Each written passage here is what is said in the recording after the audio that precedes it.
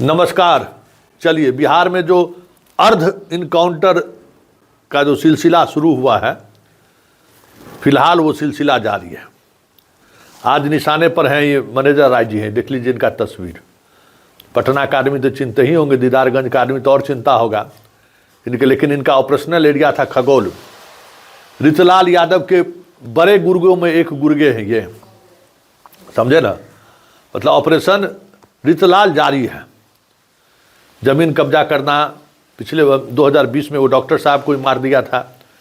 पूर्व डीजीपी गुप्तेश्वर पांडे जी के जो दामाद हैं, जमीन खरीदे थे उधरे, उनको धमकी दे दिया था। मतलब उस इलाके में रहने वाला दीदारगंज का और क्या कहते हैं, इसका ऑपरेशनल एरिया था, मतलब रंगदारी का एरिया था वो, जहाँ खूब अपना जो हो सकता है अपना कर रहे थे जनाब। आज पुलिस के हत्थे चढ़ गए। 22 को मुकदमा है इस पर। पटना के छाटल में से एगो ये भी है, तो पैर में लगा ठाई, वो कट्टा बरामद हुआ है। मोटरसाइकिल वीडियो सब देखिए रहे ना, जहाँ घटनास्थल का वीडियो आप देख ही रहे हैं, जहाँ पर जनाब को जहाँ से ठाई ठाई किया गया है। पहुँच गए थे दीदारगंज से आज खगौल, और खगौल में जो है अपना सब कुछ हो रहा था, उसी में जो है सो ये ठाई ठाई हो गया है। हालांकि एगो इससे पहले भी पटना सिटी के एगो गरीबहा का जो है सो इनकाउंटर हुआ था, जो बेचारा चिमनी पर मारा ही गया था, समझे। तो बड़का बड़का मरावे तब न समझ में आएगा कि भाई असली शूट आउट हो रहा है। बड़का रंगदार सब तो पैरे में गोली लग रहा है। इससे पहले पटना पुलिस एगो को मारा है। मतलब बड़ा बड़ा जो अपराधी है उसको इनकाउंटर होता है, पैर में गोली लगता है, और छोटका छोटका को लग जाता है। एगो हालांकि नक्सली को मारा है, वो बहुत बड़ा है, लेकिन अब सवाल ये नहीं है कि बड़ा और छोटा का नहीं है। लेकिन चलिए, ये जो एक बिहार में नया शूट आउट शुरू हुआ है, ये कब तक जारी रहता है और इसका कितना असर अपराध को नियंत्रित करने में होता है, ये भी देखने वाली बात होगी। 20-22 मुकदमा काफ़ी होता है, समझ ही सकते हैं। और एगो मैनेजर राय एगो गुर्गा थोड़े है, यहाँ तो बहुत तरह का गुर्गा पटना में घूमता रहता है। हाँ, ये अलग बात है कि इन दिनों एक खास गिरोह के गुर्गों पर पुलिस की खास नज़र है, और ऐसे में ये लोग ठुका रहे हैं। तो चलिए, पटना एसएसपी कार्तिकेय शर्मा इस ठाई ठाई पर जो है सो ठाई ठाई स्टाइल में बयान दिए हैं। तो ज़रा इनका बयान भी सुन लीजिए कि जनाब जो है सो दीदारगंज से खगौल क्या करने गया था, और फिर वहाँ जाने के बाद कैसे पुलिस के साथ क्या हुआ और किस स्थिति में इनको गोली लगी है। ज़रा सुन लीजिए पटना एसएसपी के जुबानी।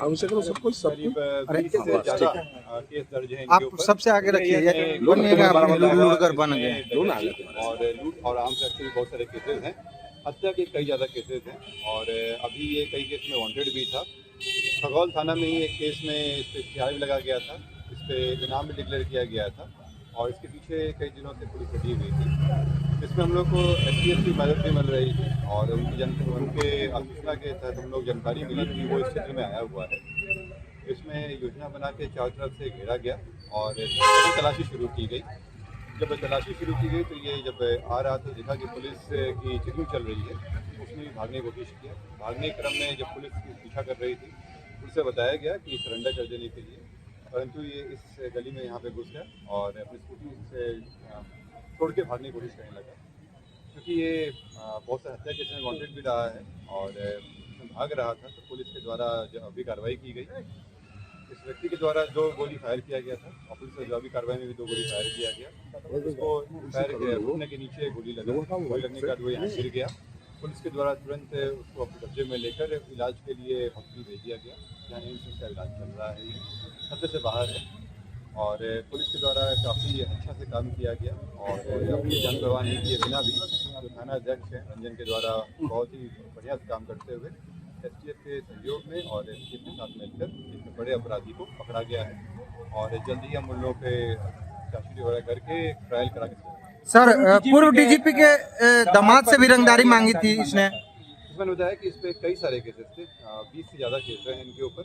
इसमें से कई केसेस कॉन्ट्रैक्ट किलिंग के भी हैं, कुछ डकैती के केसेस हैं, कुछ रंगदारी के केस हैं, और आर्म्स एक्ट के केस हैं। तो ये इतिहास भी था और इस पे पटना जिला से इनाम भी घोषित था और इस पे काफ़ी दिनों से कार्य चल रहा था। तो पटना पुलिस और एसटीएफ के सहयोग से एक बड़ा काम। कितनी गोलियां चलाई गई सर अपराधी के द्वारा? अपराधी के द्वारा 2 गोली चलाया गया था और जो पुलिस में जो आरोपी गोली चलाया।